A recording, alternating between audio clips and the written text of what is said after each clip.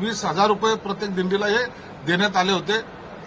यावेळेला अनेकांनी मागणी केली की भरपूर दिंड्यांना हा पैसा मिळत नाही किंवा त्यांच्यापर्यंत पोहोचला नाही, म्हणून यावेळेला त्या ज्या राहिलेल्या दिंड्या आहेत त्यांच्यामध्ये वाढ करून जवळपास 1400 दिंड्यांना प्रत्येकी ₹20,000 देण्याचं सरकारने घोषित केलेलं आहे। त्याबद्दलचं असं परिपत्रकही काढलेलं आहे। मी सगळ्या जिल्ह्यातील विविध भागातून येणाऱ्या ज्या दिंड्या आहेत त्यांना सुद्धा विनंती करणार आहेत, आपल्या संघटनेचे प्रमुख असतील किंवा डायरेक्ट विभागीय आयुक्त पुणे यांच्याशी जर संपर्क साधला तर तुम्हाला या ₹20,000 आपल्याला तिथं दिल्या जातील। सरकारकडून दिंड्यामध्ये कोणतंही कसर ठेवलं जाणार नाही। जे काही सहकार्य लागेल ते सरकार करणार आहे। यासाठी मुद्दाम हा खुलासा आपल्यासमोर करत आहे।